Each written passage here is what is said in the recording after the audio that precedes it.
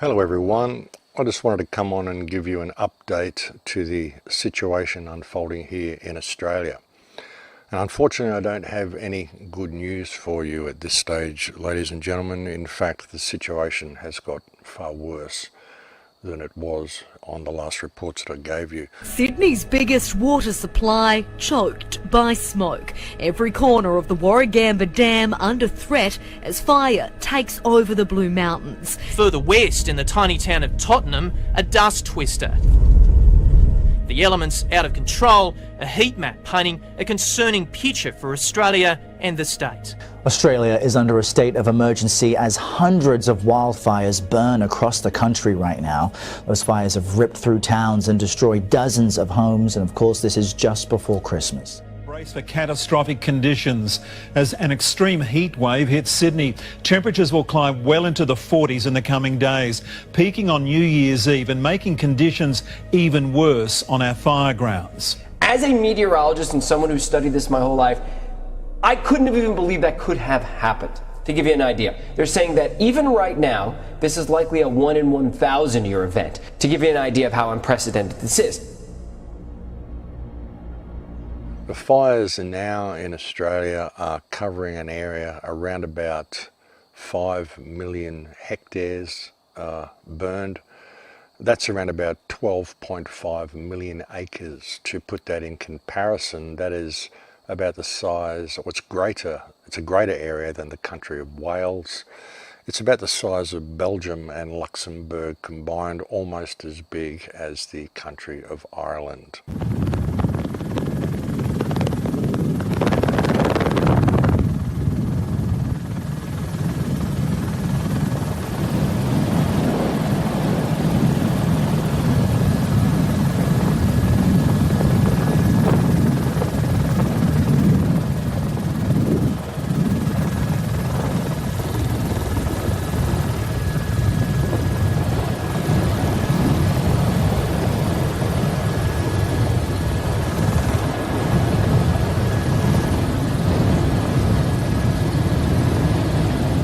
Coming with the fires is a smoke plume which is leaving this country and taking out across the world, hitting New Zealand very drastically. That smoke plume is estimated to be something in the vicinity of 5.5 million square kilometres. That's around about 2.1 million square miles. As I said, folks, the situation here in Australia is quite literally unprecedented. When you look at the news reports, they will tell you that Australia teeters on the brink of a humanitarian crisis.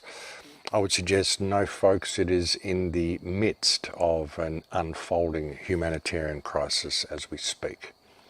If you just have a look at some of these news reports, I'll just go through some of them. And the situation here is quite literally unprecedented, ladies and gentlemen. The size and scope of these fires and the inability of people to be able to deal with them is like nothing we've ever seen. And the efforts that government is making is truly ridiculous. You know, they're really not putting enough effort into it at all.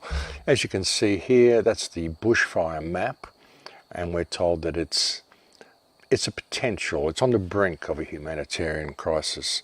Folks, it's already a humanitarian crisis. We've got fires all around the country, fires now in Western Australia as well, and some of the reports are just, outrageous. It happens so fast. We put the children, put everybody in the water as the bushfire was coming. This happened in a lot of places, Conjola Creek. It also happened at Malakuta. Bateman's Bay, the same thing. We saw whole towns devastated, ladies and gentlemen. Here is an interesting report. 4,000 people trapped on the town's waterfront, and this is at Malakuta. It says it down here. Yeah, Malakuta, there are around 4,000 residents fled towards the waterside, so they're trapped on the beach. And here we have the Defence Force set to rescue 500 people in Malakuta. That's comforting for them, isn't it? And here we have reports that at least 17 people are missing. I think that number is set to rise dramatically, ladies and gentlemen. And as I said, they're saying that this is a crisis that is on the brink of happening. Here we have the fires are like nothing we've ever seen, 5 million hectares, and it has basically, as I said folks, we've not seen anything like this. Basically in the history of the world there have not been any fires like this. You can look at the live map of the fires. I'll put a link below so you can see just how much it is devastating the country. These maps are updated every 10 minutes. You can see here the size of the fires that are surrounding Sydney. And again, no rainfall. An interesting thing as well that's happening with that, the lack of rainfall. As I mentioned to you before, the amount of Doppler radar stations around the Earth and the concept that these things are controlling the weather and pushing the clouds away. If you have a look at this radar image, very predictable folks. We see rain out to sea here, quite heavy patches of rain, but it all stops in a nice round circle around the Doppler radar. That's the way it goes, folks. They're controlling the weather. As I said, this is reaching New Zealand as well. This is what the glaciers are looking like in New Zealand because of the smoke plume coming from Australia. It's doing a lot of damage already to other countries, and you know, it's our fires here. And it's just devastating, folks. There's plenty of pictures to show you the extent of the devastation. You just got to look on Google Images. They're all over the place. It's really like nothing we've ever seen before. So big that we're told it's even generating its own weather systems, if such a thing is even possible. Pyrocumulonimbus clouds, we're told, are being formed. I can understand pyro clouds being formed. How they could produce rain, to me, seems a little avant-garde, but hey, that's what we're being told. You can believe it if you want to, folks, but that just shows the extent of the situation here in Australia. And as I said, the smoke plume that's leaving is absolutely outrageous. The smoke plume is actually wider than Europe, ladies and gentlemen. And I'll just show you this video here so you can check it out for yourself. As you can see there, that is the size of the smoke plume. There it is in comparison to the size of Europe. There it is in comparison to the size of the United States. There it is in comparison to the size of South America. This is a pretty large smoke plume, ladies and gentlemen.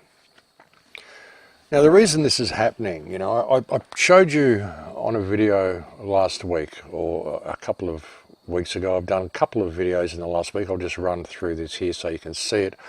I showed you on that video the floodplain harvesting that is going on. Sorry about this. This is just what I deal with here with buffering, ladies and gentlemen. I can set the videos up to play, but I still get this buffering problem. The floodplain harvesting that's happening and the private dams that have been built, this is one of the main problems that we've got here. This is why the country is so dry.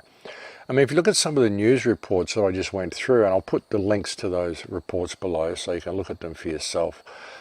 They talk about the water shortage and the crisis, how there's this major water crisis in Australia. And really, it's because of this. It's because of the floodplain harvesting, and it's because of the private dams that have been built. These dams that I talked about on the last couple of reports that I've done. Again, you'll find the links below. Now, all of this sort of stuff is what has contributed to this situation, folks. And if you want to know how they've gotten away with doing this and how they've gotten away with selling off our water, I just want to show you this report here that was put out by our friends on the channel, Liability Mate. They really do good work, folks. And if you haven't subscribed to that channel yet, I highly recommend that you do if you're an Australian, because they are keeping us informed about what's going on the ground here. But have a listen to this report coming from Liability Mate, and it's referring to an interview that was conducted by Alan Jones. Have a listen to this. This is how they've managed to sell our water, folks, and tell me what you think about this. This is Australian politicians for you.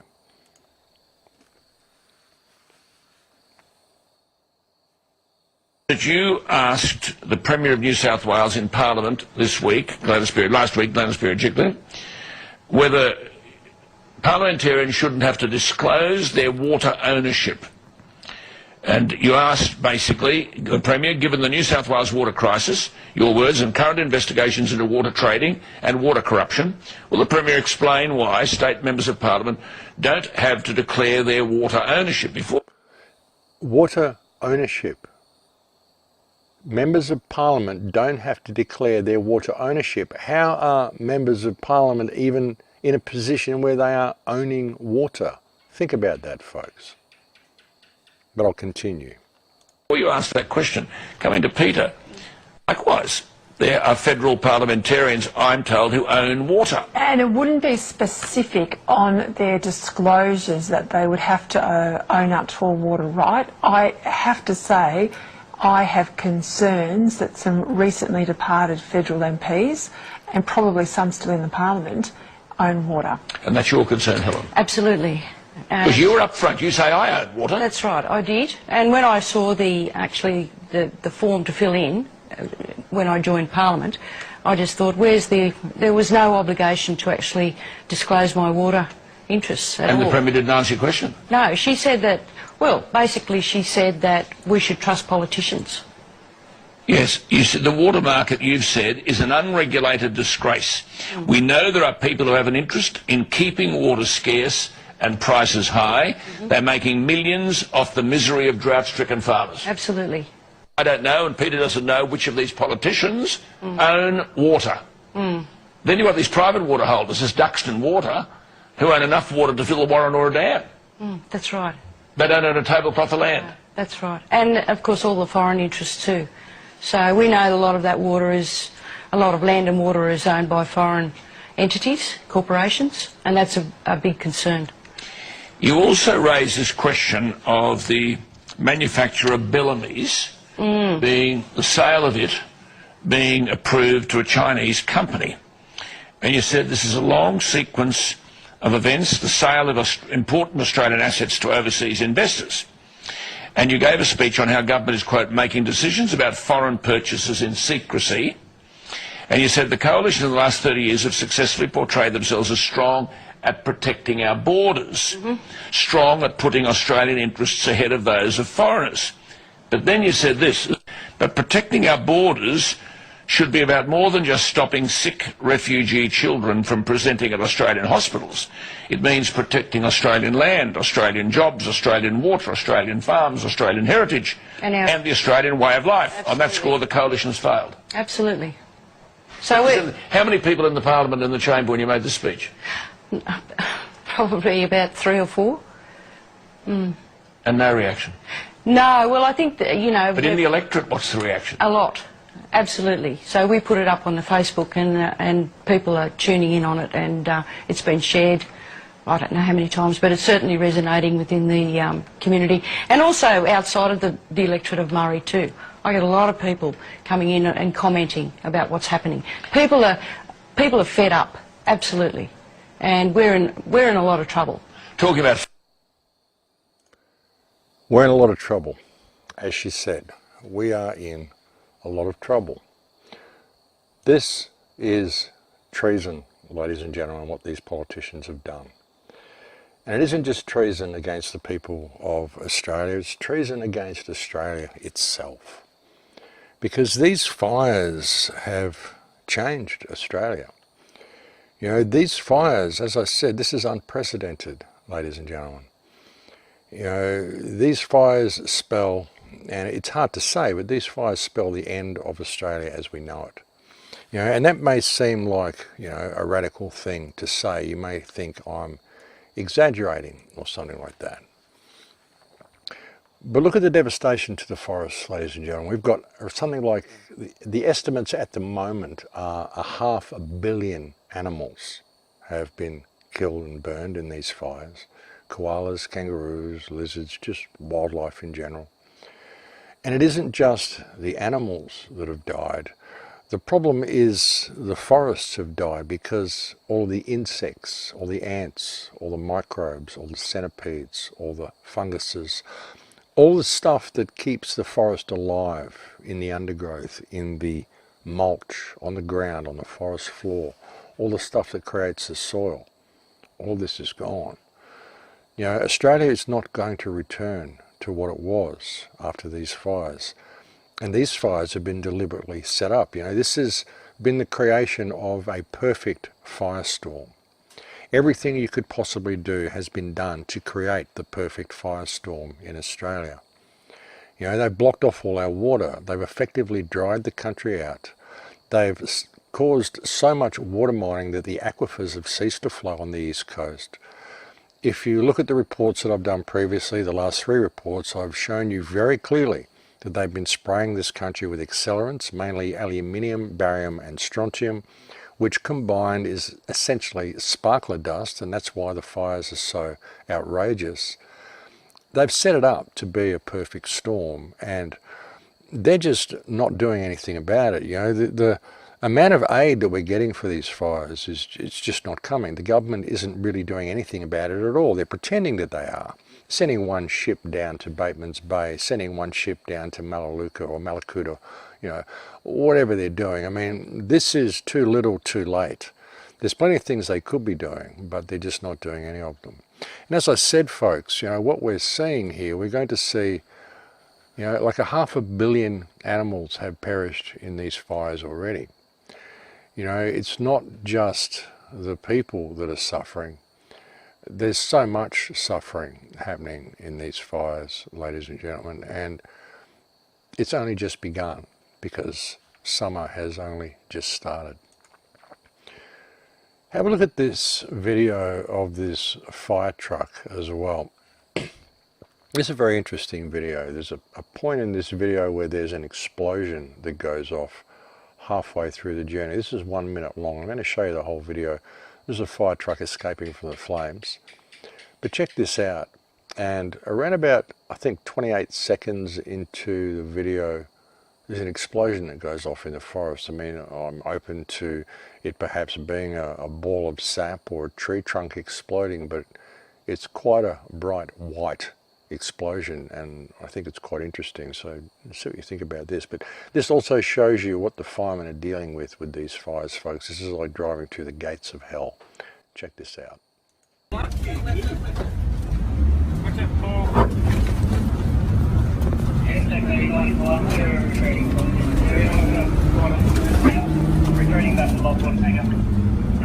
Watch 38 coming down. Fires on the road already.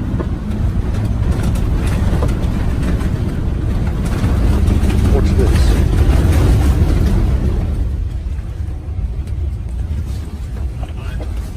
And then the fire just takes off. You see that? Play that for you again. We watch the fire spread now. Look at this. Look at that. Jasper. What was that, folks?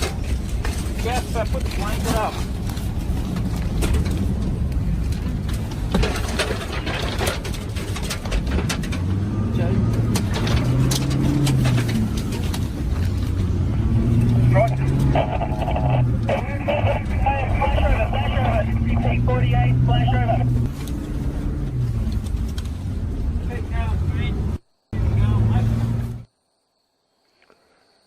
It was a very interesting sort of an explosion, and how the fire spread so quickly after that explosion. What do you think might have caused that, ladies and gentlemen? Is that a natural thing that you would normally see in a forest fire? I mean, I don't know. I've never been in a situation like that to be able to answer that question myself, but it seems highly suspect to me. And look at this, folks. If you think the government is actually doing a lot to save the fires and prevent these fires from happening, have a look at this. There's these super scooper aircraft that are all sitting in mothballs overseas.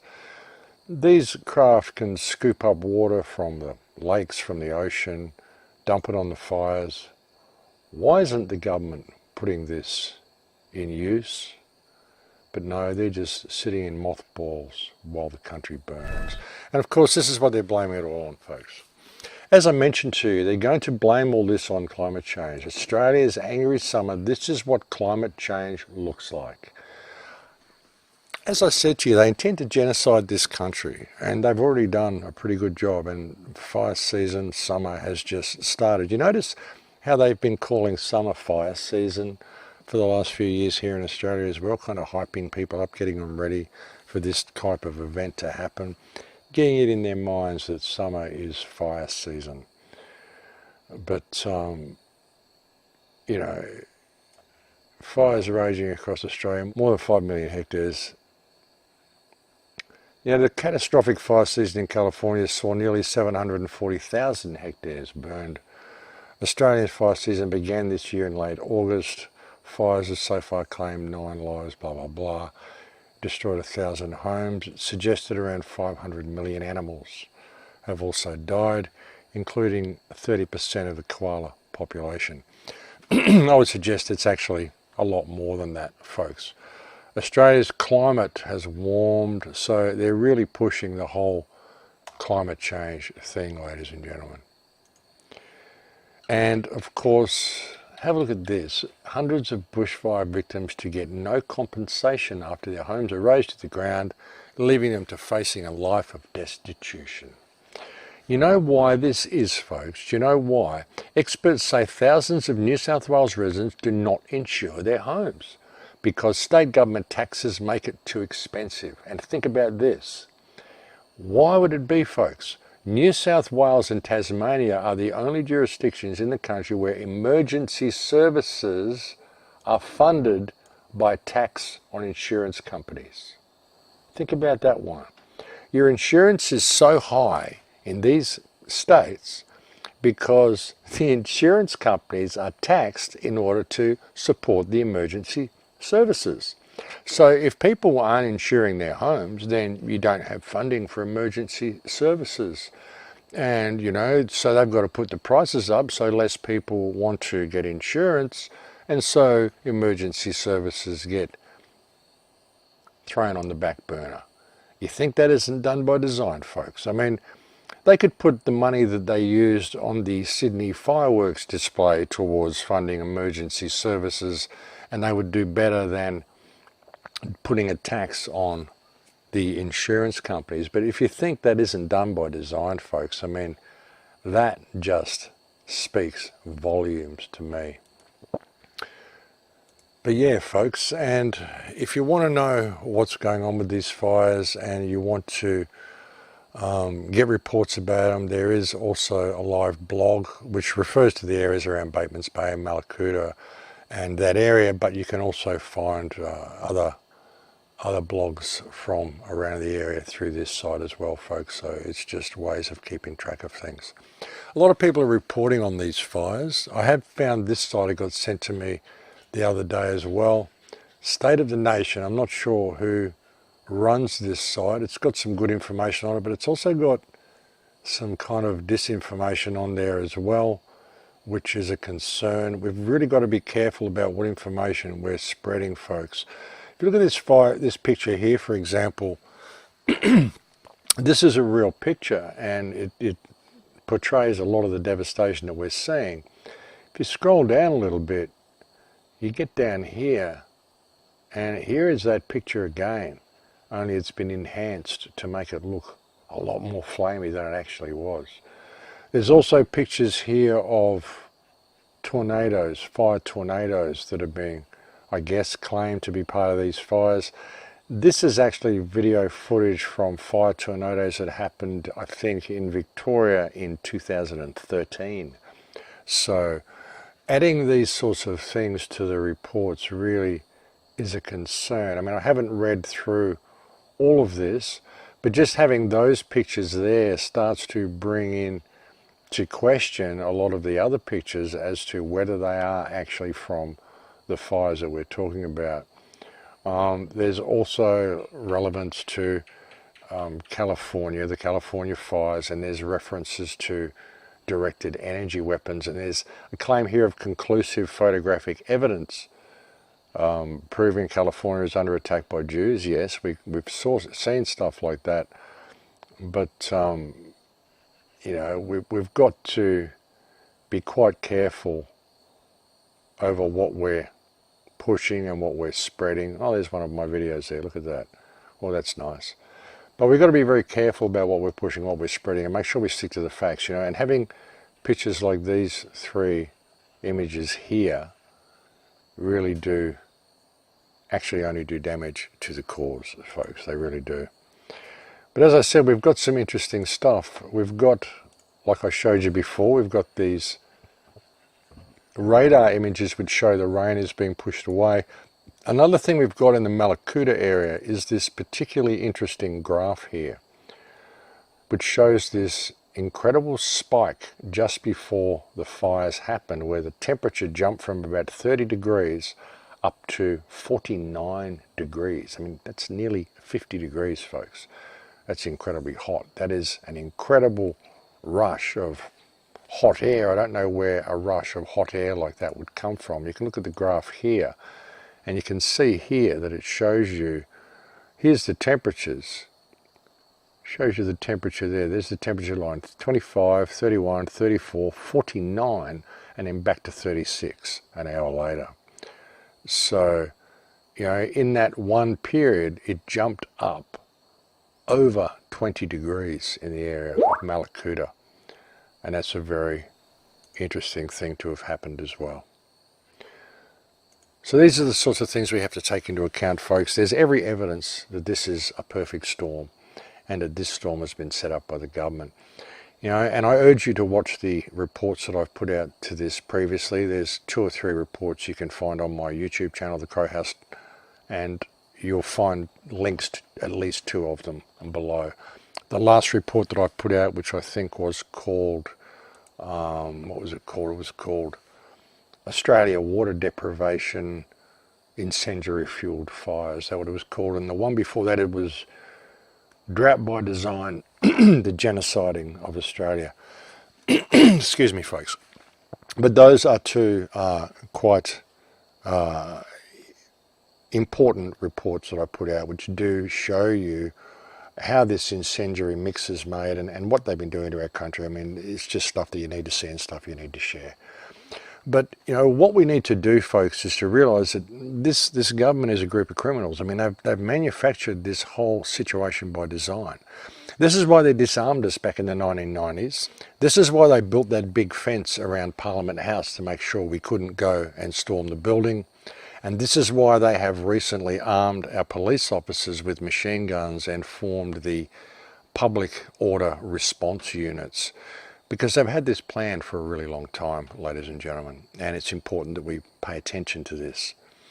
You know, the only way to get out of this situation is to rein these criminals back into control and to release the water that is being held in these private dams, the water that has been illegally sold off to foreign interests, to foreign companies, to these big agribusinesses. And like it was said in that report that I showed you before, people that own millions and millions of gallons of water, millions of acres of water, and they don't even own a scrap of land to use the water on.